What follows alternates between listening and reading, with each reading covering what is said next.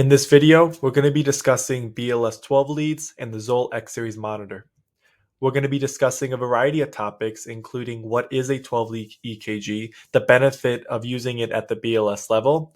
We'll be discussing everything from lead placement to acquisition to transmission of the 12 lead. And we're also going to be reviewing the Zoll X-Series monitor and all the other features that it supplies us, including vital signs, carbon monoxide monitoring, and the AED functionality. Let's start by discussing what is a 12-lead EKG. EKG, or also abbreviated ECG, is an electrocardiogram. It is a recording of the electrical activity of the heart, and you can think of it as taking a picture of the heart activity. A 12-lead EKG takes a picture of the heart's electrical activity from 12 different views, coming up like a printout like this. From here, it can tell us lots of information from the rate of the heart, the rhythm. It can also tell us things like if there's any ischemia or infarction going on in the heart muscle. Most relevantly to the EMS perspective, we're most concerned with what rhythm the heart is in, and most importantly, whether or not it's showing signs that the patient might be suffering a myocardial infarction, specifically a STEMI. So why do we do a BLS 12 lead? Well, the goal is to detect an acute MI, or a STEMI, which stands for ST elevation myocardial infarction. This is in line with recommendations from many national organizations, including the state protocols. In fact, the American Heart Association recommends that any patient that is experiencing MI symptoms should get an EKG in less than 10 minutes of patient contact. Another benefit of doing at the BLS level is it can help us better detect and monitor changes in the EKGs. Oftentimes, when people are suffering an acute MI, the EKG can change often, and detecting and monitoring these changes can be very useful in the treatment in the hospital for this patient. In addition, doing a BLS 12 lead and recognizing an acute MI early allows for early notification and possible activation of specific resources, including the hospital, the cath lab, and even LifeStar. And as we know with MIs, saving time is crucial. And as they say, time is tissue. So when should we perform a BLS 12 lead?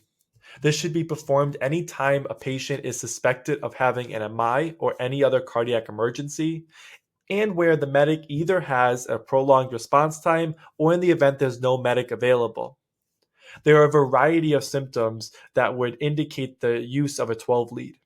There's the obvious ones that we suspect to see in an MI, such as chest pain or discomfort, shortness of breath, maybe pain or even numbness down the left arm.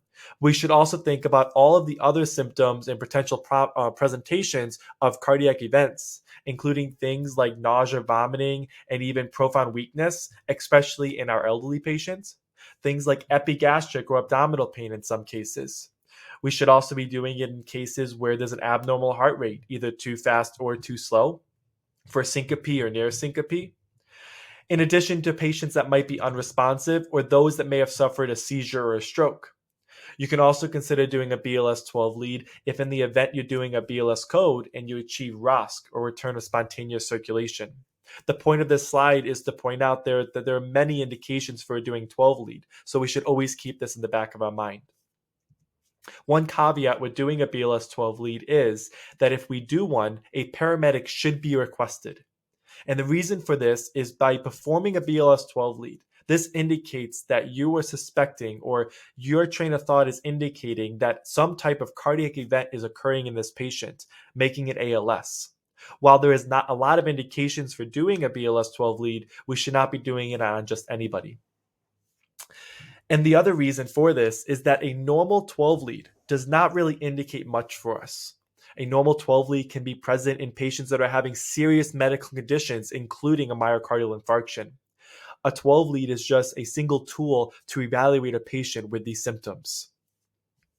The only exception to this rule would be in cases where you might be in close proximity to the emergency department. For example, maybe you're just a few streets over from the health center. In scenarios like this, it would be appropriate not to request a paramedic.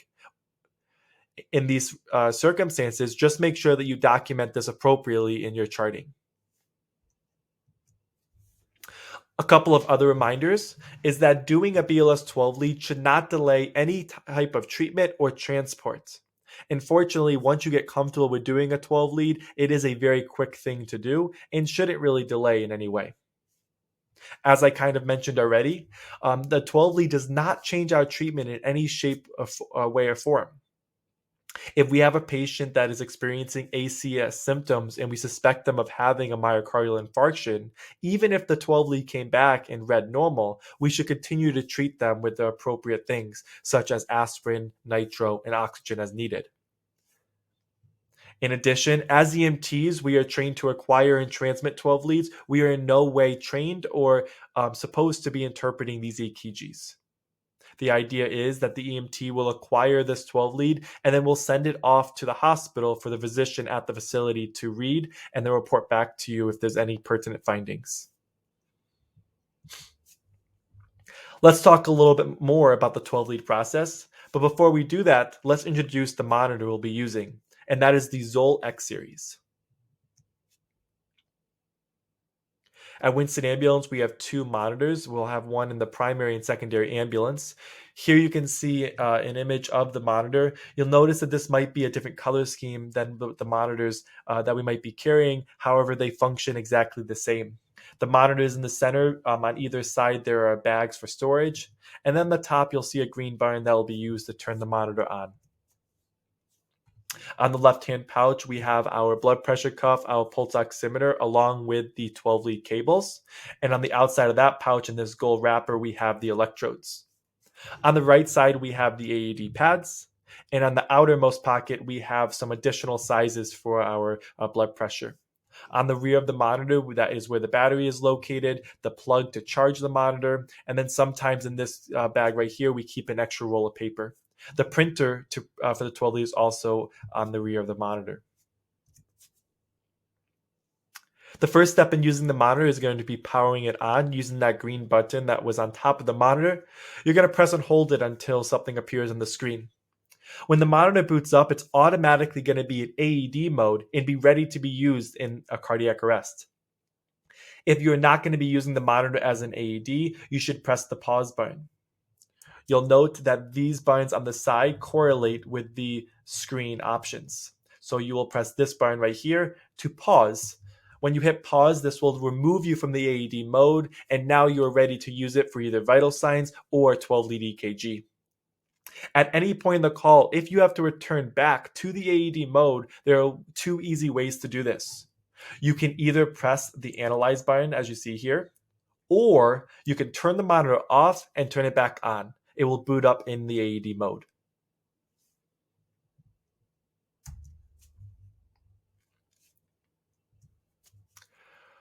So the first step in the 12 lead is going to be acquiring the 12 lead EKG. So what you're going to do is you're going to press the second button next to the number 12. This is going to bring you to the 12 lead screen. During this, you can now also be prepping the cables.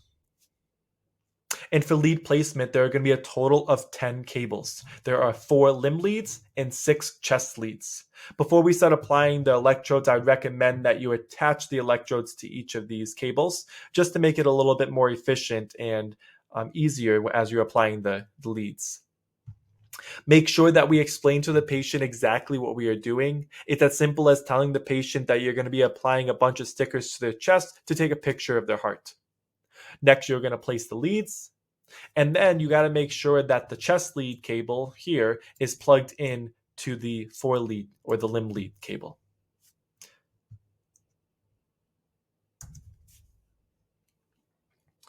So for the limb leads, we are going to be placing these on the arms and legs. Each cable has a 2-letter abbreviation indicating where the placement should be. We have RA for right arm, LA for left arm, RL for right leg, and LL for left leg. In the textbooks, you will oftentimes see this diagram here where we're placing the limb leads on the wrists and ankles. However, in the EMS setting, because it's not a very controlled environment and there's a lot of movement, this is not always the best placement. It can cause for a very messy EKG acquisition. So for the sake of EMS and when we do it as a BLS 12 lead, we want to place these cables a little bit more to the core. And so this would be placing the arm leads at the shoulders off of the chest, and then placing the leg leads on the upper legs close to the abdomen. These leads can also be placed on the chest wall, placing the arm leads on the upper chest on the lateral aspects, and then placing the leg leads on the lower abdomen. The placement is not going to matter too much whether you choose putting them all on the chest and abdomen or actually putting them on the extremities. One thing you do have to keep in mind is that you want to make sure that no matter what you do for placement, that the placement makes some type of rectangle. And then make sure it's symmetrical. So wherever you place this arm lead, make sure this arm lead matches on the other side. In addition to having a 2-letter abbreviation, you can also remember the placement based on the colors. You can remember white is right, meaning it goes on the right arm. And then you can remember smoke over fire or black over red. So you place the white lead on the right arm. And then you place black over red. So you put the black on the left arm, red on the left leg. And then there's only one lead to place next, and that would be the right leg or the green lead.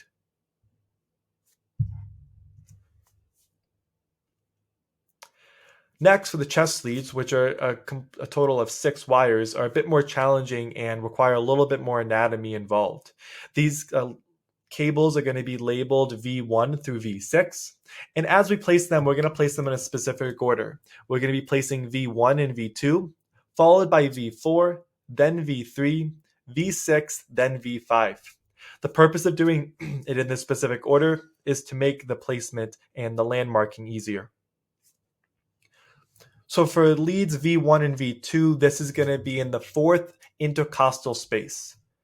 And so we can take it and go 1, 2, 3, 4. So 4th intercostal space, and we're going to place them on either side of the sternum. Next, we're going to be placing V4. V4 is going to be placed in the 5th intercostal space, which is one space below V1 and V2, and it's going to be mid-clavicular or middle of the clavicle. We next place V3. V3 is going to be placed in between 2 and 4. And on most patients, we want to try making sure that V2, 3, and 4 is in a straight line. Sometimes, especially with female patients, this might be difficult due to breast tissue. So if you have to move V3 out a little bit, that would be appropriate. You do want to try keeping this placement as close as possible. We next place V6. V6 is going to also be placed in the 5th intercostal space, and it's going to be placed on the mid-axillary line, which is like middle of the armpit. This diagram is a bit deceiving because it's a 2D image, but V6 goes back a bit further than you think. Again, it's going to be middle of the armpit, and it's going to be in line with V4. Make sure that you don't follow the curvature of the rib and have this kind of curving look to these leads. And then you take V5, and that's going to be placed in between V4 and V6. Again, making sure that 4, 5, and 6 are also in a straight line.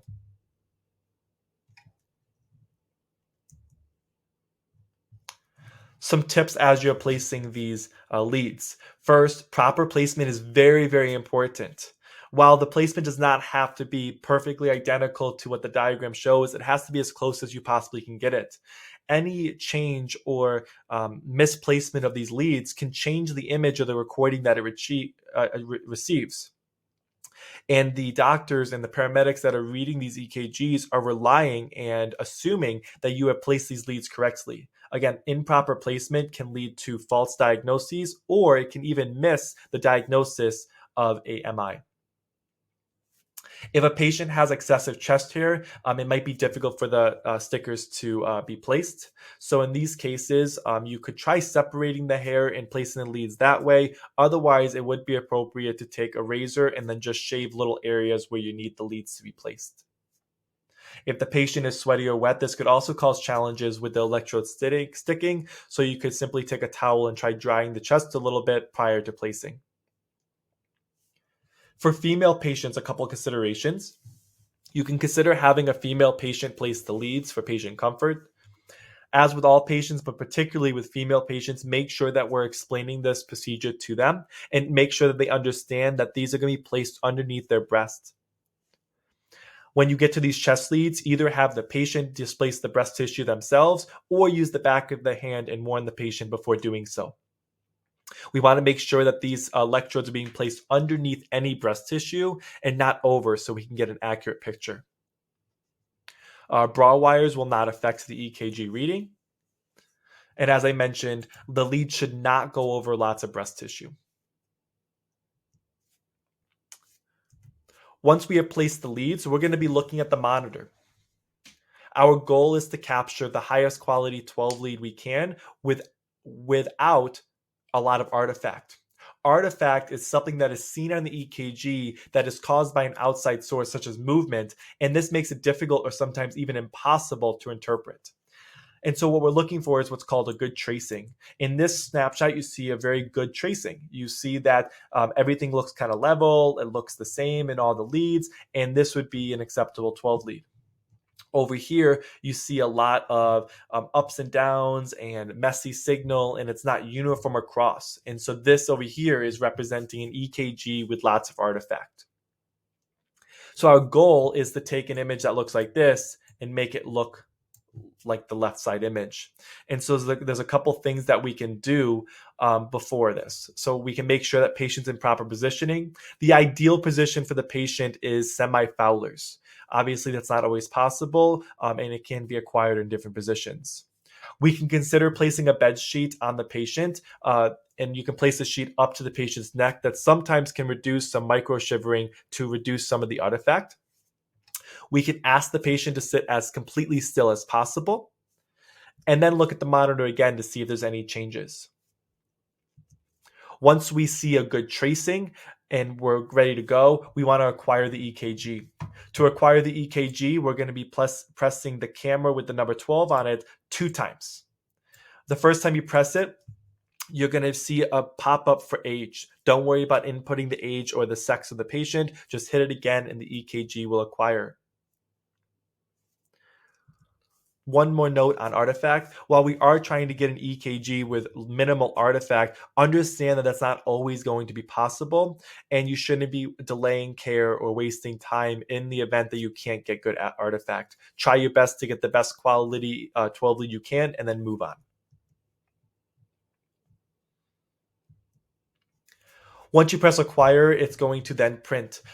Once the 12 lead is printing, the patient is free to move.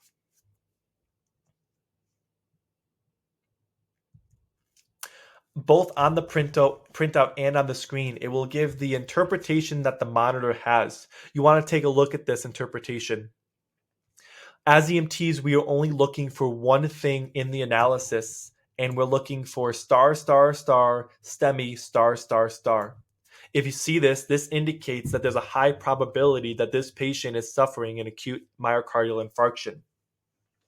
In fact, the monitor is so good at detecting a STEMI that based on the monitor interpretation alone, this would be adequate enough to call a STEMI alert and even request additional resources, including the activation of LifeStar.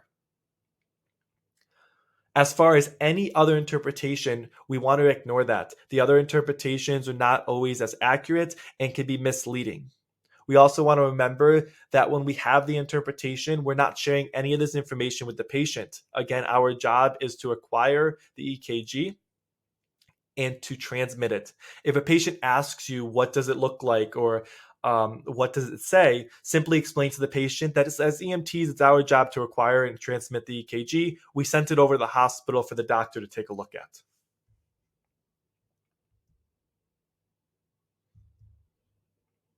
Next, let's talk about transmission. So we have now successfully acquired the EKG. Now to transmit it, we're going to be using triage.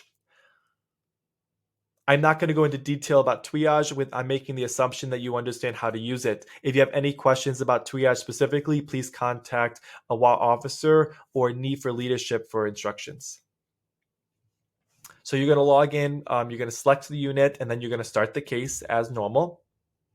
You're going to fill out the basic patient info, select the complaints, follow the prompts as you would with a normal call. At this point, this can be very, very minimum. You can always go back in and update as needed.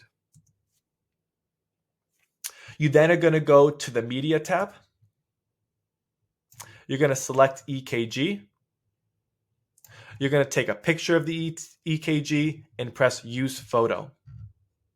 Within this EKG picture, you do not have to include the interpretation. You simply can just include the leads.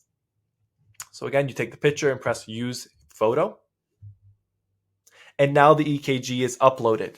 You then can go ahead and you can choose the hospital that you want to transmit it to, whether it is the Winston Health Center or Charlotte Hungerford Hospital. And then once you select it, the EKG is sent.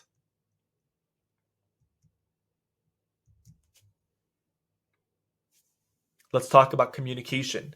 At this point, you can have the facility communicate with you over triage, or if required, you can always patch into them and make sure that they received your 12-lead EKG. Just let them know that you transmitted over on triage specifically. If you have a call specifically with a medic, let's say there's a prolonged response time. When the medic arrives on scene, you're going to give them a normal verbal report as you would. You would advise them that you did a BLS 12 lead and you would provide them a printed copy. You then proceed with the call as normal. Some general reminders is that our monitors are identical to the medics. So the cables are interchangeable and can simply be unplugged from ours and plugged into theirs. However, I would probably only do this with emergent scenarios, just so we don't end up losing our cables or swapping. And if you do end up interchanging the cables, just make sure to retrieve our specific cables back. In the event you're doing a call where a medic is unavailable, you're going to patch into the hospital, or you're going to indicate on triage that you're BLS with no medic available. Mentioning that there's no medic available is crucial to make sure that the hospital understands what level of care that you have and ability to provide. You're going to let them know that you have transmitted specifically a BLS 12 lead and that you're looking for them to interpret for you. You should not be providing any interpretation of the 12 lead unless it reads STEMI. Again, as I mentioned, if it reads STEMI, there's a high probability that this person, in fact, is having an acute MI and is enough information to be calling a STEMI alert, for example. Once you arrive at the hospital, you're going to go ahead and you're going to give the 12 lead to the nurse or the doctor. Lastly, let's talk about documentation. For documentation, you're going to make sure that in the activity log, you use the add action. You're going to be clicking on cardiac and then using 12-lead EKG transmitted. This is very important so we can track the number of EKGs that we're performing. The chart should include the time that the BLS 12 lead was acquired, which hospital it was transmitted to, and then we're going to be attaching a copy of the 12 lead to the chart. This can be done through uploading the monitor to EMS charts, which we'll discuss at the end of this PowerPoint. If a 12 lead was indicated for the patient but not obtained, you should document why. This could be as simple as saying that your proximity to the hospital is too close and you didn't have time to acquire the 12 lead, or etc.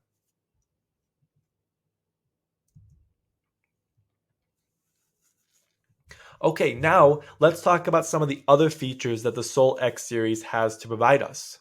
First, let's talk about vital signs. We'll also talk about the AED functionality and then how to upload the data to EMS charts. So first, vital signs. It has the ability to give us heart rate, pulse oximetry, and blood pressure. You're going to put the finger probe for the SpO2 on like you would with any other device. The pulse rate comes up in the corner, and we also have SpO2. For blood pressure, you're going to place the cuff on the arm. And then you're going to press this button here, that's the little arm, in order to acquire the blood pressure. And also remember that there's several sizes that you can interchange. You are welcome to use this monitor to take vital signs in any call that you have. Just remember that the first set of vitals should be a manual set. And in addition, if the monitor comes back with any abnormal vital signs, especially an abnormal blood pressure, you then should recheck it with a manual cuff. As I mentioned for SpO2, we're just simply put the probe on the finger. Again, the pulse rate comes up in the right upper corner. And then down here in the yellow, we have our pulse oximetry. The other benefit that this does is that the monitor provides us with a pleth wave. So for SpO2, this pleth wave is indicated right here. And what this tells us is whether or not there's a really good signal going into the monitor. And so if I have good pleth, which looks like a very regular up and down rhythm like this that follows the heart rate, this is indicating that my SpO2 is probably a really accurate SpO2 and has a really strong signal. If I have an abnormal pleth where I have very irregular kind of flat line or it's not consistent waveform, this is a poor abnormal pleth. In this event, the SpO2 is completely unreliable. And as always, we should always be making sure that we're treating the patient and not the monitor, and always use your clinical impression in addition to your SpO2 when deciding how to treat the patient.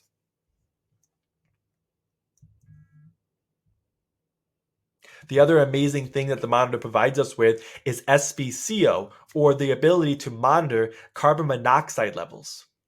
This is done through the same exact finger probe as the SpO2, and it comes up as blue text below the pulse oximeter number right here.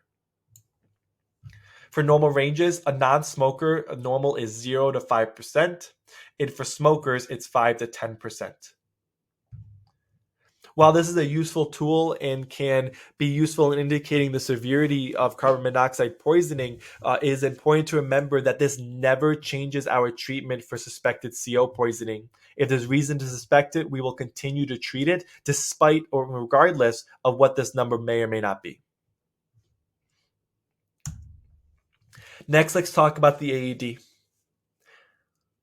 As I mentioned, when you turn the AED on, it's automatically in the AED mode. You're simply going to apply the pads, and then it will automatically start analyzing, and it will operate identically to an AED. Very important to note, the monitor may only be used on adult patients. If you have a pediatric patient, or more specifically a patient under the age of 8 years old, you should be grabbing the Zoll AED Plus that's located in the cabinet in the ambulance. So once you apply the pads, it's automatically going to start analyzing.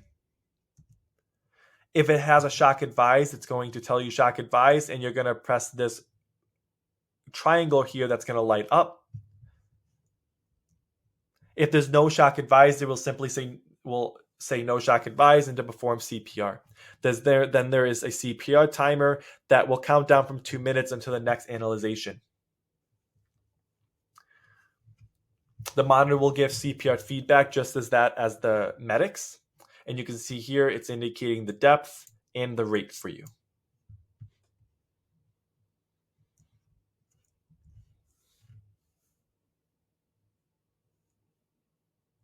You also would have noticed that on the screen it's going to display the rhythm.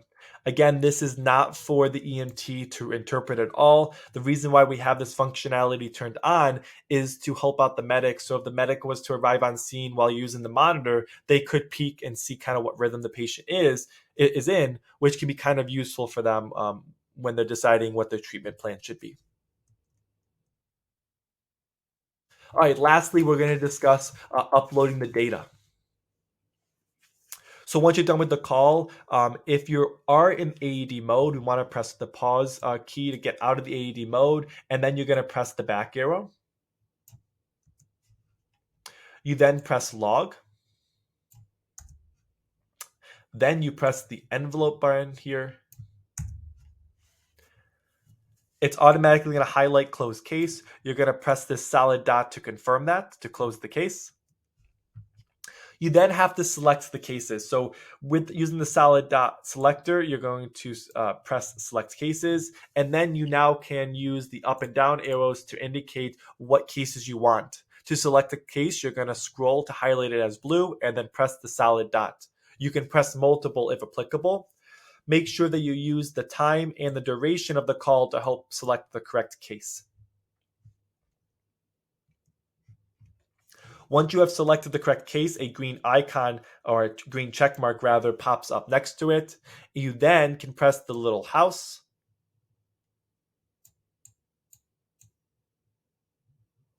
Then you can press the solid dot. Once you do that, upload will begin, and at the end, it will say transfer is complete. This upload may only be done at WA. That is the only place where the monitors will have Wi-Fi connection. I know this was a quick video and might sound very overwhelming. For all of the procedures, including the acquiring and transmission of the 12 lead and the data upload, there are information on the side pocket of every monitor explaining step by step how to use it. And then in the attendance office, there is a sheet to show you how to upload to EMS charts, which we'll discuss next. So once I've uploaded the case to the cloud, this takes about a few minutes, but then will be accessible on EMS charts. You're going to go to the activity log and you're going to click EKG import. You then are going to select the case that was uploaded. And it's going to show you all of the data that you have the ability to import. So you can click and uncheck what you do or don't want, and so on. You then click import, and this will also automatically upload a copy of any 12 leads that you acquired. It will then make a different line item for each of the vital signs and each of the events. For a normal call that you just use the monitor for vital signs, the upload of the monitor is not required. However, if the AED was used or a 12 lead was acquired, the upload to EMS charts is mandatory.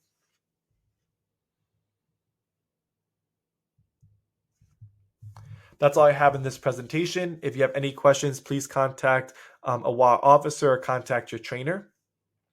After this video, if this was your initial training, you should then go on to have a hands-on training session to get some practice with the monitors. Thank you.